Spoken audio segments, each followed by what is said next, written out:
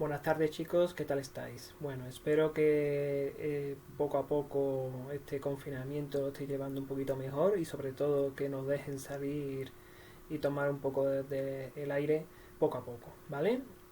Os voy a explicar, como os dije, la primera parte del siglo XX español con nuestro amigo Alfonso XIII. Esta es la primera parte que vamos a llegar hasta 1917, la crisis con Eduardo Dato como presidente del gobierno. Os sonará Eduardo Dato porque en todas las grandes ciudades hay una gran avenida que se llama Eduardo Dato, en todas, en Sevilla, en Madrid, en todas partes. Entonces fue un presidente del gobierno que ahora lo veremos que no se entiende muy bien porque tiene grandes calles, porque precisamente un buen gobernante no fue. Aunque bueno, grandes gobernantes en España que hemos visto a lo largo de este curso, muchos no hemos tenido por desgracia, ¿no? Bueno, recordad que con Alfonso, el siglo XX español nos comienza con la pérdida de Cuba, Filipinas y Puerto Rico, ¿vale? Eh, Aquí tenéis una sátira, una imagen de lo que es el tío Sam, que sería Estados Unidos como ya sabéis, con una sartén, aquí unas palabras que pone España y Misery, que significa el desgobierno español, y aquí abajo tenéis el tema que pone anarchy, que es anarquía, ¿vale? Las cosas que representaba la sátira estadounidense es que en España no había ningún control absoluto del gobierno, el tema del caciquismo, que ahora os recordaré, el tema de la falta de gobernantes buenos, como hemos dicho al principio del vídeo, y representa un poco cómo era Cuba. Aquí representa, que lo hemos visto en la Revolución Francesa muchas veces, que siempre está representada la libertad como una mujer que lleva la bandera cubana, en este caso la francesa, en el caso de la Revolución Francesa. Estados Unidos, como digo, es la que controla todo, pero una de las cosas que nos acusaban la prensa estadounidense era que en Cuba todavía sigue existiendo la esclavitud, que los cubanos vivían bajo la opresión, y bueno, no es real, ¿vale? Ya en la Constitución de 1812 española ya se prohibía la esclavitud en Cuba. A lo largo del siglo XIX se le da una cierta autonomía a los gobernantes cubanos, y la que hace la revolución cubana no es las clases populares o pobres, sino son las clases medias que descienden de los españoles, simplemente clases burguesas o clases enriquecidas, ¿vale? Que con el apoyo, el dinero de Estados Unidos consiguen la independencia, que realmente no es independencia absoluta porque ya sabemos que se quedaron bajo el amparo de los Estados Unidos, que utilizó a Cuba como referente para sus mercancías, sus negocios, sus comercios y la minería, ¿vale? Y la agricultura sobre todo. Entonces, bueno, aquí empezamos aquí nuestro siglo XX español, como digo, comienza a finales del siglo XIX, 1898 es cuando comienza nuestro siglo XX, y debido a esta crisis de la restauración, esta crisis de 1898, pues Alfonso XII, que ya había muerto, queda como regente María Cristina, su mujer, porque su hijo Alfonso XIII todavía era menor de edad.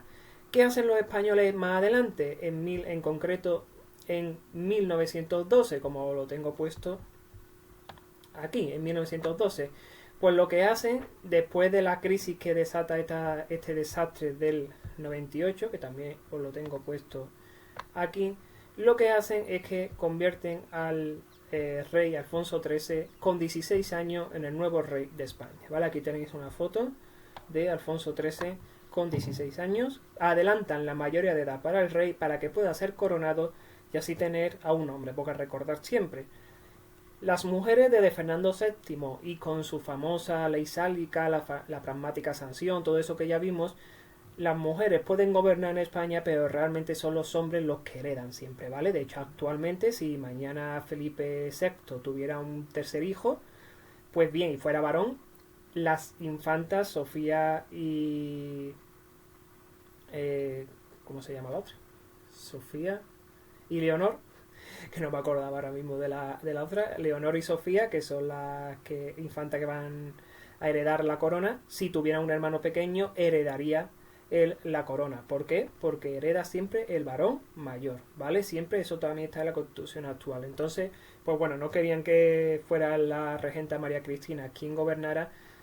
Tienen a un rey con 16 años que obviamente no sabe lo que es gobernar y obviamente es un adolescente. Imaginaos cualquiera de vosotros con vuestra edad ahora mismo que de repente seáis rey, y además en esa época. Ahora mismo el rey ya sabemos que ni pincha ni corta, ya sabéis, como es una especie de cuchara.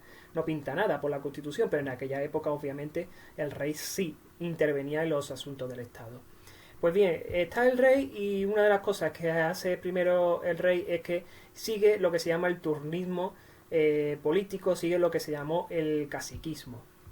Si recordáis, el caciquismo era esto. El caciquismo básicamente era el señor cacique, el señor importante, el rico, llevándote a votar y votando por ti porque a ti no te interesaba votar porque eras un analfabeto, eras alguien pobre y no merecías. Y por otro lado, lo que hacían también era que votaban incluso los muertos, ¿vale?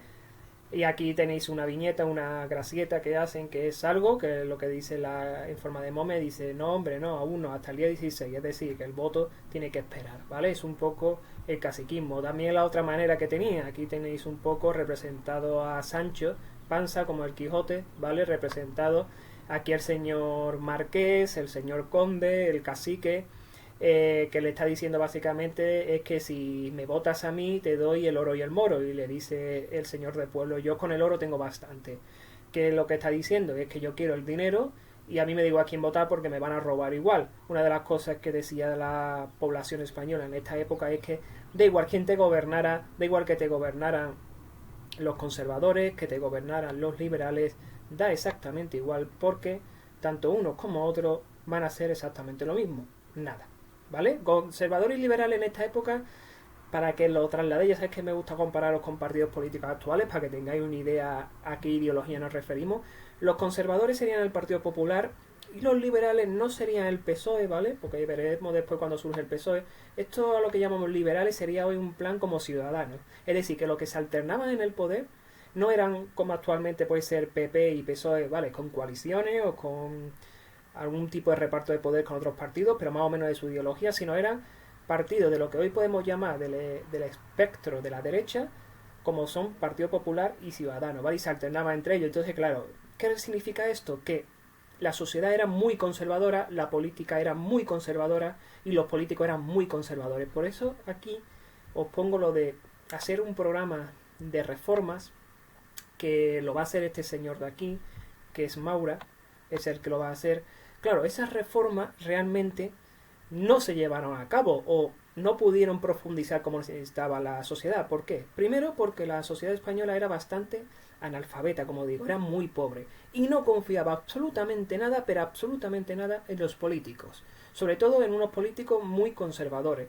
Por eso Maura, aunque pretende, y lo hace de verdad, o sea, que quiere hacer de verdad lo que él llamó la revolución desde arriba. Maura dice que la revolución desde arriba la tienen que hacer los políticos porque el pueblo llano no es capaz de hacer reforma, no es capaz ni de hacer una revolución, que recordad que venimos de la Primera República, del sexenio democrático, de cómo Amadeo I huye de España porque dice que no nos podemos gobernar los españoles, y Maura lo que implica, lo que dice es que los españoles no servimos para gobernarnos, que nos tienen que dar una especie de democracia, pero muy limitada, donde nos gobiernen lo que se llaman tecnócratas. Los tecnócratas son gente sabia o gente que ha estudiado y que sabe lo que hay que hacer, pero solo dentro de un ámbito. Por lo tanto, no escuchan a los demás, no escuchan a los asesores, no escuchan a gente del pueblo llano, no escucha absolutamente a nadie. Entonces Maura pretende esa revolución desde arriba, pero obviamente una de las cosas que quería Maura, que sí quiso hacerlo bien, era acabar con el caciquismo y acabar con la corrupción electoral esta que hemos visto aquí, ¿vale?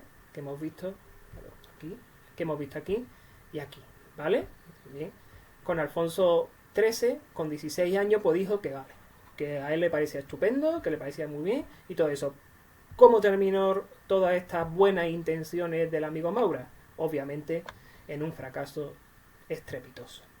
No consiguió nada porque con conservadores y liberales uniéndose para algunas cosas, otras como el caciquismo y la corrupción no les interesaba, porque si el pueblo ya no hubiera podido votar a quien quisiera realmente sin ningún tipo de trampas, a estos dos partidos no lo hubieran votado. Pero claro, ya la oposición empezó a conseguir muchísimo, ¿vale? La oposición, si veis aquí, la oposición consiguió fortalecerse, la oposición consiguió muchísimas cosas. Por un lado están los republicanos.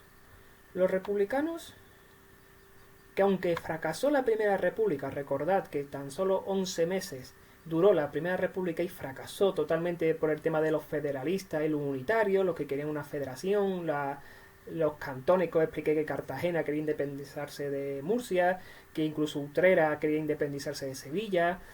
pese al fracaso, sí había ese espíritu republicano, sobre todo en las grandes ciudades. En el campo y en las zonas rurales no, pero en las grandes ciudades sí existía.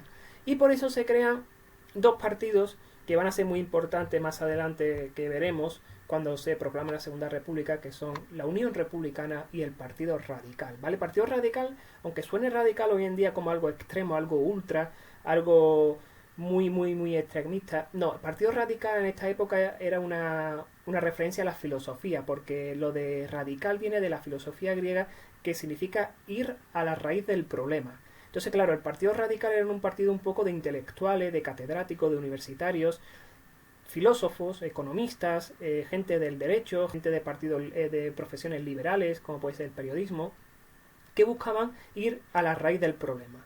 Por eso se llama Partido Radical, porque era, como digo, un partido filosófico, un partido que buscaba ir al asunto de verdad, es decir, destruir todo, absolutamente todo lo que era el caciquismo, lo que era la corrupción electoral, y así conseguir poco a poco mejorar a la sociedad, ¿vale? Era lo que se llamó, Joaquín Costa llamó la regeneración. Regenerar es que la sociedad española vuelva a ser lo que fue en el siglo XV, siglo XVI, no el gran imperio, pero sí una sociedad del siglo de oro, de las artes, de la cultura, de la ciencia, ¿vale? Tener algo importante. Eso es lo que busca estos republicanos.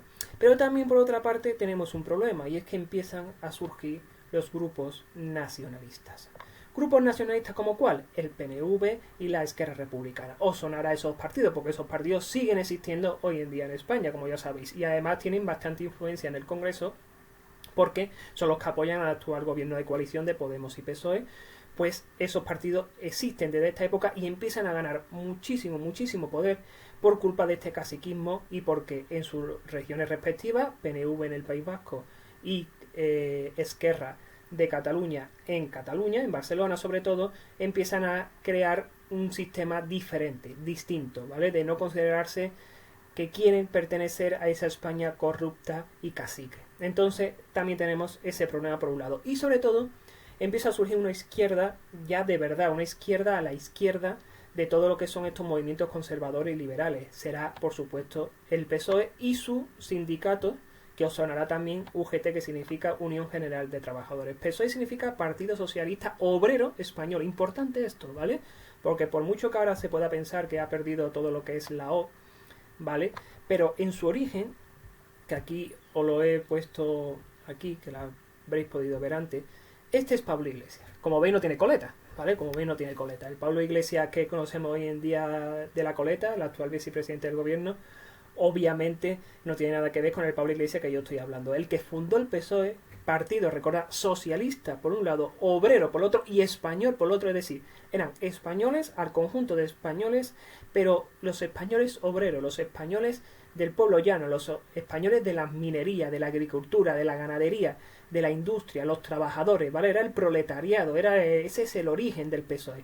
Y es el origen sobre todo de este señor de aquí, Pablo Iglesias, que es el que, como veis en esta revista, es una revista Europa, revista cultural, una revista, digamos, de izquierda de la época, donde en portada ponen votada a Pablo Iglesias, es decir, trabajadores unidos, vamos a acabar con la corrupción, no hagáis como este señor de aquí, que está dispuesto, a cambio de un poco de dinero, está dispuesto a vender todo lo que es la sociedad para que el cacique siga gobernando. No, van a decir, señores, por primera vez ustedes van a tener un partido de izquierdas, van a tener ustedes un partido socialista, obrero, para los españoles, PSOE. Y entonces va a decir Pablo Iglesias, voy a hacer. Pero veremos más adelante que pronto va a traicionar a su idea, porque incluso va a apoyar la dictadura de Primo de Rivera. Pero bueno, eso lo veremos más adelante, no voy a hacer spoiler, simplemente para que os voy adelantando, ¿vale?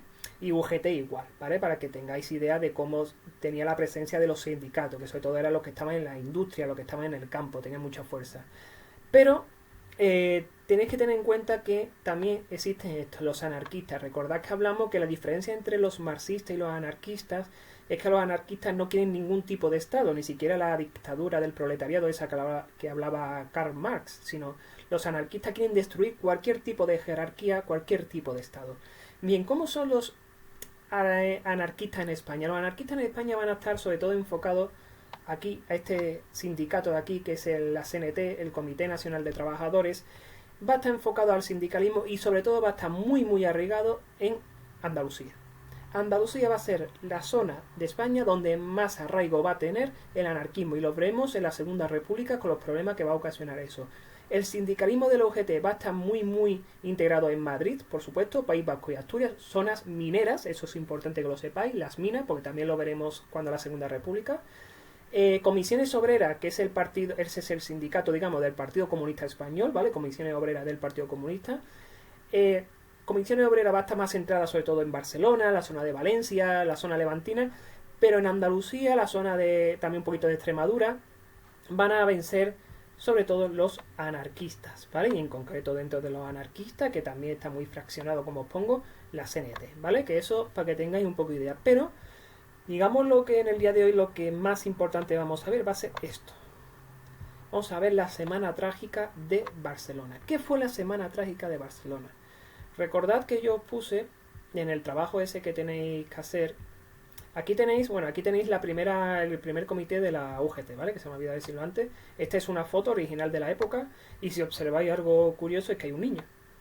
Pues bien, pues en esa época efectivamente, como los niños ya sabéis que trabajaban desde los 6, 7, 8 años en las minas, pues obviamente dentro de los primeros que se hicieron fotos había niños. Como veis, ¿hay mujeres? Pues no, las mujeres no estaban, ¿vale? Los sindicatos, los primeros sindicatos, como los primeros partidos políticos, las mujeres quedan totalmente al margen de la sociedad en este sentido. Aquí también hay otro niño para que lo veáis, ¿vale? Entonces simplemente que lo tengáis. Pero como digo, volviendo al tema de la Semana Trágica, que si lo recordáis, ¿vale? La Semana Trágica es un levantamiento popular en Barcelona en 1909. Esta fecha es importante. Fijaos que estamos al comienzo del siglo XX, pero no hace mucho, hace, por decirlo, muy poco, que ha pasado el desastre del 98.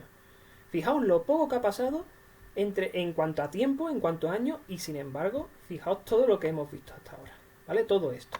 Maura ha intentado reformar el caciquismo y la corrupción electoral, los conservadores y liberales han seguido alternándose el partido con la corrupción esa, porque Maura no consigue hacer nada, pero la oposición se ha fortalecido muchísimo, muchísimo, muchísimo. Se ha fortalecido, ha surgido un nuevo partido, el PSOE, un partido de izquierda, un partido obrero, un partido diferente, ha surgido un nuevo sindicato, los OGT, y los anarquistas de la CNT están empezando a tener mucha fuerza en Andalucía, además del nacionalismo y el republicanismo. Es decir, han pasado muchas cosas, y estamos solo al principio del siglo XX, imaginaos todo lo que nos queda por ver, pero ya han pasado muchas cosas. Pero en 1909 pasa algo muy muy concreto, que es la Semana Trágica de Barcelona, como os digo, que de hecho, si lo recordáis vosotros, os puse aquí esta foto, que era una de las fotos que podíais elegir, que es Barcelona. Obviamente la Semana Trágica de Barcelona, como ya os dije, es Barcelona.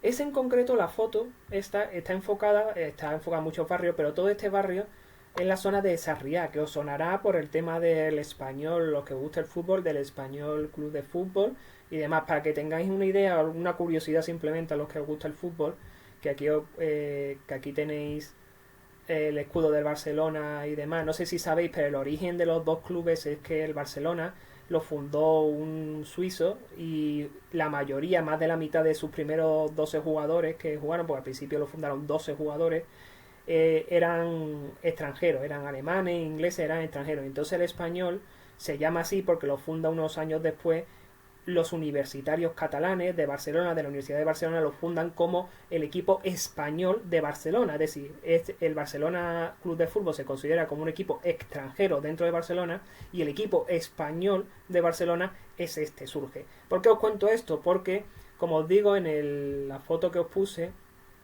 esta zona de aquí, ¿vale? La zona de Sarriá, que es donde se crea, donde se desarrolla unos años antes el equipo del Español. Y lo que vamos a ver ahora, porque vamos a ver ahora un pequeño vídeo y vamos a ver ahora algunas imágenes importantes, es que la Semana Trágica se desarrolla sobre todo por los universitarios barceloneses que fundaron este equipo de fútbol. O sea que digamos un poco que el Barcelona Club de Fútbol es un equipo burgués, es un equipo de la alta sociedad catalana, es un equipo de la burguesía, como digo, mientras que el Español de Barcelona es el equipo del pueblo, el equipo del universitario, el equipo de la clase baja.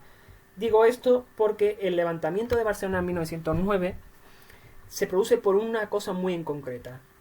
España todavía estaban en Marruecos. Teníamos pequeñas zonas de Marruecos que nos pertenecían junto a Francia. Sobre todo Marruecos era de Francia, ¿vale? Sobre todo era de Francia. Era un protectorado francés del colonialismo.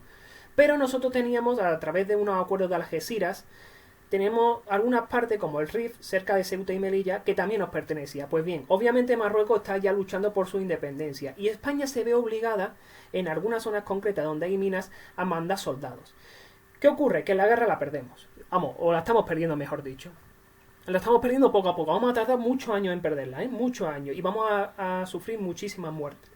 Más adelante veremos por qué viene la dictadura de Primo de Rivera, que viene sobre todo por, digamos, la segunda guerra de Marruecos, que se llamó el desastre de Anual, donde los soldados españoles son masacrados, sobre todo gente muy joven, porque no tenían material. Y un expediente dice que mucho de esos falta de material fue por culpa del rey Alfonso XIII. Y eso va a provocar el golpe de Estado del Primo de Rivera. Eso sí, Alfonso XIII va a apoyar ese golpe de Estado para cubrirse las espaldas.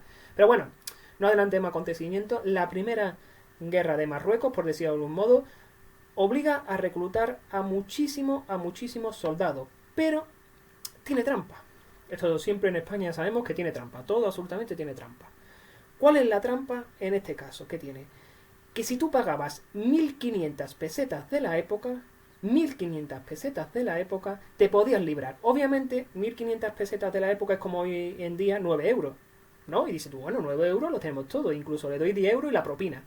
Pues no, como es lógico, ganar 1.500 pesetas en esa época, o tener 1.500 pesetas, solo lo podía conseguir el 10%, el 12% de la población, incluso menos, el 5, 6, 7% de la población podía permitirse pagar que sus hijos no fueran a la guerra y pagar esas 1.500 pesetas. Para que hagáis una idea, 1.500 pesetas hoy en día sería como pagar 50.000 euros.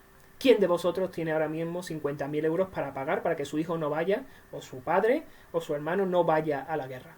Muy pocas personas. Y si los tienes, pero te arruinas. Claro, mucha gente no le importaba pagarlo aunque fuera pidiendo un préstamo, aunque estuviera endeudado, porque es que sabe que si mandaba a su hijo moría. Porque ya te digo, en España, en la guerra de Marruecos, perdíamos cada día y muchos soldados. Entonces, claro, esto provoca muchos problemas, porque por un lado hay que pagar 1.500 pesetas, solo lo pueden pagar los ricos, y por otro lado, ¿quiénes son los que van? Los pobres. Y además los pobres van sin material ninguno y sabiendo que van a morir. Mueren los pobres, como siempre en la guerra. Pues en Barcelona, en el puerto de Barcelona, provoca todo esto un problema muy importante, ¿vale? Que lo tengo puesto aquí, sobre todo el ejército y la represión del ejército desproporcionada. Vamos a ver ahora un vídeo. Antes, fijaos algunas imágenes que quiero que veáis. A ver, aquí. Bueno, esta semana trágica, como he dicho. Aquí, fijaos, estas son imágenes de la época, ¿vale? Imágenes de esa época, de la zona de las fábricas del puerto. Estas son las zonas de donde está cerca del pueblo. Aquí están los militares con los caballos preparando las ametralladoras. Si observáis aquí, las ametralladoras. Aquí tenéis otra imagen de la policía montada, por decirlo de algún modo, de Barcelona, de la Barcelona municipal, la Guardia Civil montada también a caballo, y cómo están golpeando, cómo están amenazando a los transeúntes, a la gente que está preguntando. Como veis, tampoco cambia mucho. Estamos viendo hoy en día muchos vídeos de la policía cómo asalta a gente que se salta el confinamiento, cómo los detiene, y, en fin, algún tipo de abuso policial por otra parte. Aquí tenéis imágenes cerca de la Universidad de Barcelona. Fijaos, como he dicho antes, todo esto son donde surge, sobre todo son los estudiantes, que muchos estaban estudiando y los obligan a ir a la guerra de Marruecos. No tenían dinero apenas ni para pagar las becas de la universidad en aquella época como para irse a la guerra de Marruecos o pagar para intentar no irse. Aquí veis cómo empiezan a incendiar también para luchar contra las barricadas que se van formando, como veis aquí. Estas son las barricadas que se forman en las calles de Barcelona. Esta es la zona del tranvía de Barcelona. Aquella época, ¿vale? Funcionaba todo lo que es el tranvía. Y fijaos cómo levantan lo que se llaman los adoquines. Todo esto se llama adoquines y lo hacen como de trinchera para evitar el paso del ejército y demás. Obviamente Barcelona queda totalmente aislada, Barcelona queda totalmente hundida. ¿Cómo termina esto? ¿O cómo, quién pierde? ¿Quién creéis vosotros que pierden? Pues lógicamente pierde el pueblo llano, ¿vale? Mueren alrededor de 100 personas, que en esa época, creedme, para una semana es mucho que mueran 100 personas, todas son del pueblo llano, todas son personas pobres, todas son estudiantes, todas son gente de la clase media baja, y los líderes, y esto es importante porque la pena de muerte estaba permitida en esa época, estaba muy, muy permitida, y por lo tanto sus líderes son ejecutados, entre ellos Casanova, que se llamaba, que es un líder pedagogo, era un profesor, ¿vale? Y que fue uno de los ejecutados, y eso provocó también la ira de muchas personas. Y esto provoca la dimisión de Maura, este señor de aquí, y el rey decide que es el momento de formar un nuevo gobierno con los liberales, es decir, otra vez tenemos el famoso turnismo político, ¿vale? Sin importancia. Vamos, antes de pasar a Canalejas, vamos a ver el vídeo que os he dicho antes sobre la Semana Trágica, bastante interesante, que está mezclada imágenes rodadas de la época, ¿vale? En blanco y negro, de la época, en directo, de cuando fueron la Semana Trágica, y también algunas imágenes intercaladas de ficción, de actores y demás. Yo lo voy distinguiendo para que sepáis. Esto que veis aquí es la zona de Marruecos, la zona del Rif, que nos pertenecía a nosotros, que es donde ocurrió la primera de las guerras de Marruecos. Bueno, vamos a escuchar. A ver si...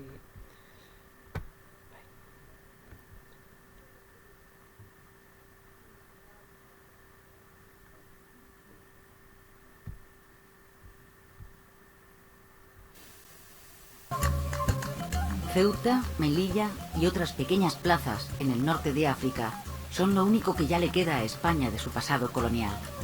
Estas son imágenes del mercado de Marruecos, ¿vale? De los famosos, no sé si había estado alguna vez en Marruecos, pero tiene las famosas mercados, el famoso zoco que se llama, ¿vale? Que son muy conocidos, y bien, estos son imágenes reales de esa época, ¿vale? Que nos pertenecían a nosotros. El desastre del 98 había dejado un ambiente popular de rechazo a las aventuras coloniales. A pesar de ello, España se ve forzada en la Conferencia Internacional de Algeciras de 1906 a asumir su responsabilidad internacional de control en la zona de influencia en torno a Ceuta y Melilla, incluida la región del Rif, y a incrementar la inversión en sus minas.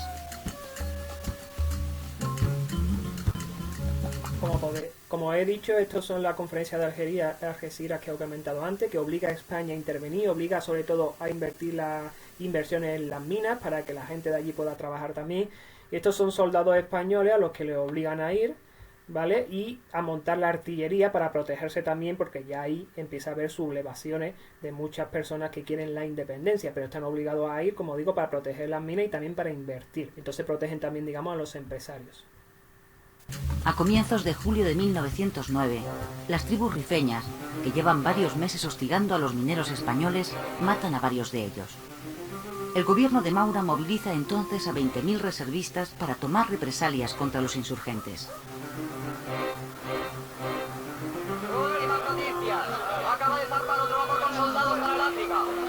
Los reservistas embarcan en Barcelona. Estas son imágenes reales del puerto de Barcelona de esa época.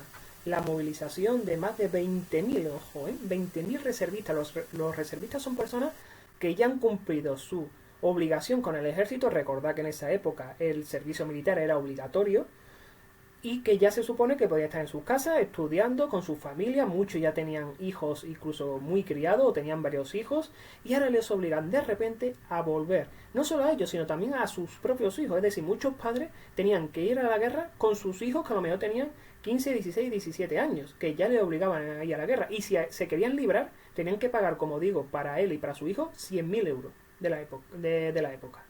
Entonces eso obviamente va a ocasionar muchísima indignación. Imaginaos la cara que se le puede poner absolutamente a todos los que veis aquí, a todos los que están aquí, qué es lo que está pasando, ¿vale? A todos los que tenemos en esta época aquí en fila esa indignación que tenían, y cómo eso va a provocar, como digo, la sublevación enorme de esa época.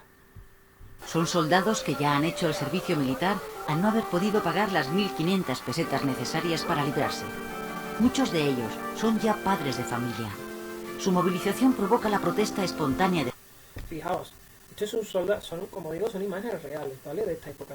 Fijaos esta parte. Fijaos que estamos hablando de un soldado y su mujer con un hijo, con un niño, con una niña, en este caso recién nacido, pero literalmente recién nacida, llorando, desconsolada, a su lado, mientras él va marchando, marcha real que se llama, la marcha del ejército, y ella llorando con su hija recién nacida en brazos, sin poder despedirse, sin poder estar tiempo con su marido, con el padre de su hija, y sufriendo lo que sabe que va a ocurrir, porque como digo, se sabía que muchos de los que iban a llegar iban a terminar muriendo, asesinados en la guerra contra esas tribus rifeñas que hemos dicho, que ha dicho al principio del vídeo. De sus mujeres que logran impedir el embarque. La noticia corre por Barcelona y hace estallar la ira popular contra la nueva aventura colonial. Anarquistas, socialistas y republicanos convocan una huelga general. El 27 de julio, las tribus rifeñas atacan por sorpresa a las fuerzas españolas cerca de Melilla, en el conocido como Barranco del Lobo.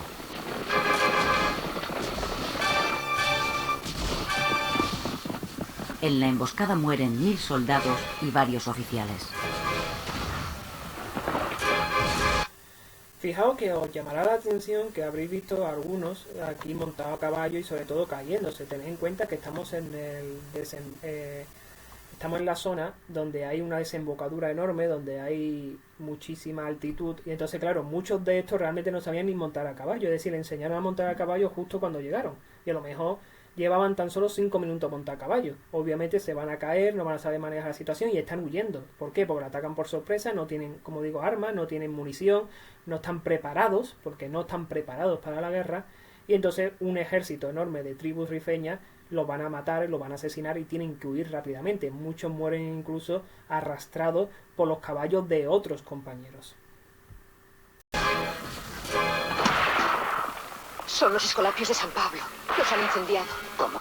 Estos son imágenes de ficción, como digo, ¿vale? De actores representando también esta parte.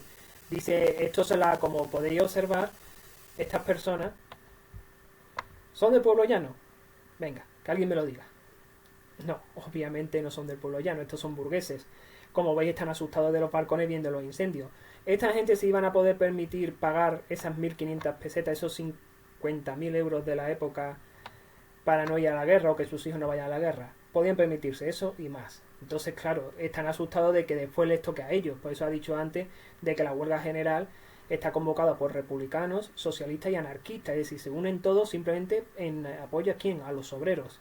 Y por una parte apoyo a los obreros, pero esto va a continuar y van a atacar a todos los órganos del Estado, de la país, de la nación, que obviamente sacrifiquen o estén en contra del pueblo llano. ¿Quiénes van a ser? Los burgueses por un lado, los empresarios por otro, y también la Iglesia Católica. Recordar siempre, la Iglesia Católica en España siempre ha tenido mucho poder y siempre ha estado al lado del pueblo, del gobierno. Entonces, obviamente, vamos a verlo aquí también cómo van a incendiar también a las iglesias, porque van a decirle que son las causantes o que son culpables de ser cómplices de todo lo que están mandando a los hijos a la guerra a morir. ¿Qué? ¿Los escolapios? Adoratrices, agonizantes, arrepentidas, asuncionistas, beatas dominicas, carmelitas, concepcionistas. Redentoristas, Ancha 38. También está en la lista, hay que incendiar el convento. ¿Y la iglesia? No pone nada. No os preocupéis, andará también. La indignación popular conviene. Fijaos cómo están matando o cómo quieren quemar también las iglesias, como hay un listado, porque eso se lo dan los órganos de anarquistas, republicanos y socialistas, les dicen, estos son los conventos que tenéis que arder. Y dice, ¿por qué este no está en la lista? Bueno, también arderá, pero otros sí. ¿Por qué unos sí y otros no? Porque hay algunos de la parte de la Iglesia Católica que va a estar a favor de los obreros, van a estar a favor de que no vayan a la guerra, y otra parte de la jerarquía de la Iglesia que sí quieren que vayan a la guerra. Esta gente de líderes sindicales, líderes republicanos, líderes socialistas, van a dar un listado de cuáles son las que están a favor de que los soldados vayan a la guerra y cuáles están en contra de que vayan a la guerra, para que no incendien aquellas órdenes religiosas dentro de la Iglesia Católica que están a favor del mundo obrero, ¿vale? Obviamente, pero siempre ocurre que la gente ya un momento que se pone a arder, a quemar o a matar ya la barbarie llega a todas partes, incluso a tus propios amigos o aliados en muchas ocasiones. Eso lo hemos estudiado a lo largo de la historia y la historia de España no va a ser menos que la historia del mundo. Convierte la huelga general en una insurrección. Se levantan barricadas y se queman edificios religiosos. Más de 50 iglesias y conventos arden o son saqueados. El motín de Barcelona dura una semana.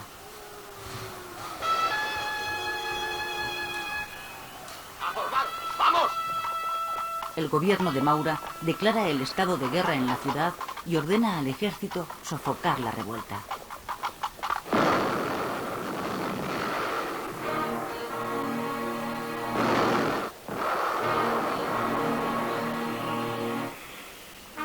La semana trágica se salda con 113 muertos. De ellos, 104 son civiles y 9 son militares.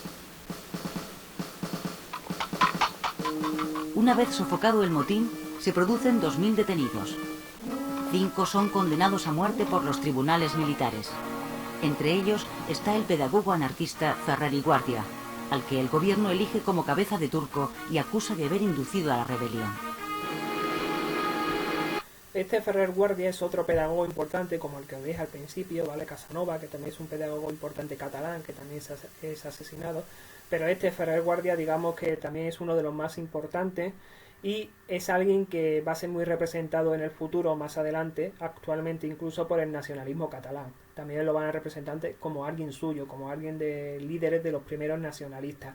Realmente no es así, realmente Ferrer Guardia fue un pedagogo, fue alguien, un intelectual, pero en ningún momento se sabe históricamente que fuera nacionalista o independentista catalán ni nada. Obviamente era de izquierda, obviamente era republicano, pero en ningún momento hay ningún documento histórico. Pero bueno, ya sabemos que la historia, tanto a los de un lado como a otro, les gusta manipularlo y quedarse con sus propios héroes. Por desgracia, esto nunca ha cambiado y nunca cambiará en la historia nuestra de España.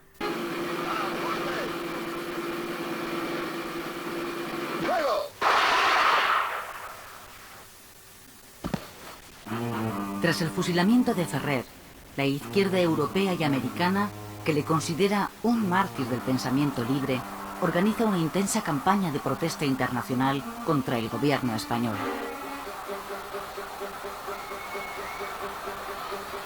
Se producen centenares de manifestaciones. Solo en la de París se concentran 50.000 manifestantes. En España, los liberales, que hasta ese momento habían apoyado al gobierno, deciden sumarse al frente antimaurista ya existente, formado por republicanos, socialistas y anarquistas, y organizan manifestaciones por todo el país pidiendo la dimisión de Maura. El rey cede ante la presión, le retira su confianza y llama a los liberales para formar nuevo gobierno.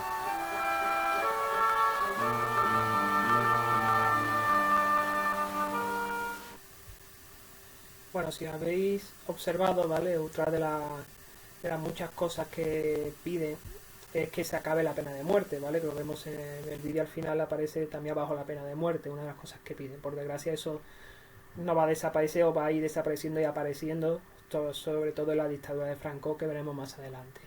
Como veis, Ferrer Guardia va a provocar la caída que hemos dicho de aquí del amigo Maura, va a provocar que el rey Alfonso XIII dé su apoyo a los liberales y va a venir el amigo José Canalejas, ¿vale? José Canalejas, liberal, también alguien que tiene muchas avenidas y muchas calles en España, un gobernante bastante importante, porque una de las cosas que intentó hacer fue eliminar el poder, la influencia de la Iglesia Católica. Como hemos visto, la Iglesia fue también presa de odio por parte de los manifestantes, por parte de los de la Semana Trágica de Barcelona, y entonces Canalejas va a intentar, aprovechando esa indignación popular con el asesinato de Ferrer Guardia, con el aislamiento un poco internacional que sufre España por las críticas recibidas, entonces va a originar una descentralización del Estado, es decir, le va a dar más poder a las regiones como Barcelona, como Andalucía, como Valencia, como País Vasco,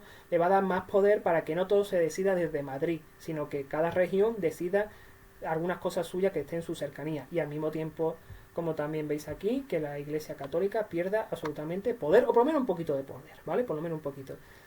Curiosamente, ¿qué va a pasar? Que Canalejas va a morir asesinado, va a morir de un tiro en la cabeza. ¿Por quién va a morir? ¿Por alguien de la derecha? ¿Por alguien de la Iglesia Católica? ¿Por alguien de los conservadores? Pues no. Lo van a matar los anarquistas. Los anarquistas van a matar a Canalejas mientras está viendo un escaparate, que aquí, si no recuerdo mal, aquí está. Este es el amigo Canalejas, es una foto de la época.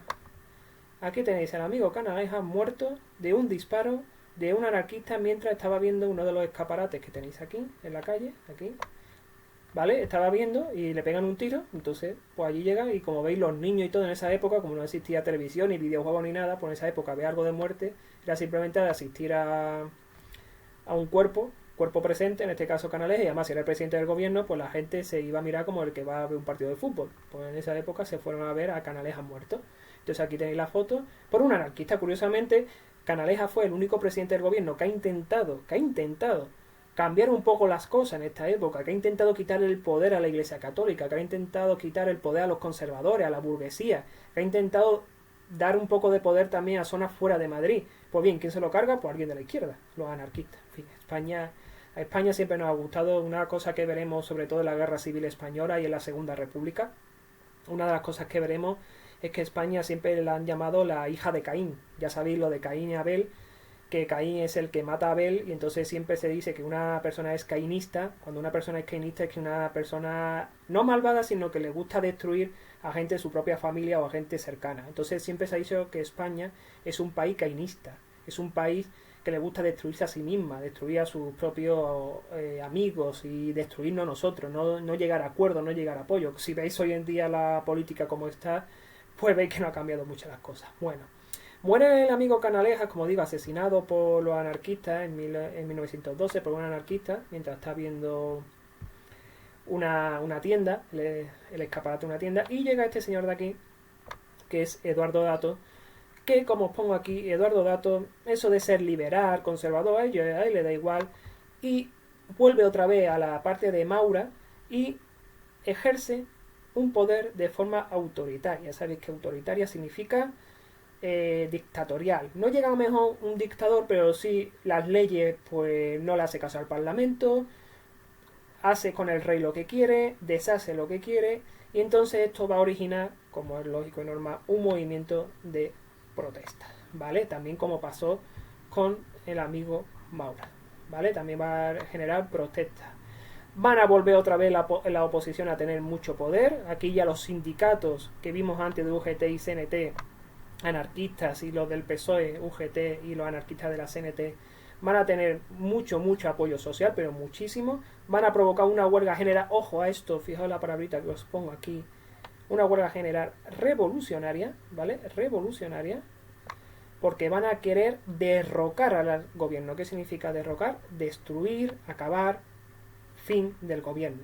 Primero el gobierno, pero también a por el rey, ¿eh? Ojo, también ya tenían espíritu republicano, ya querían que Alfonso XIII estaba demasiado pendiente de lo que hacían los gobernantes y daba su apoyo demasiado. Entonces veían también una deriva autoritaria en Alfonso XIII. Entonces esto va a provocar más adelante, después de la dictadura de Primo de Rivera, la caída de Alfonso XIII con la Segunda República, ¿vale? Como he dicho antes, que veremos.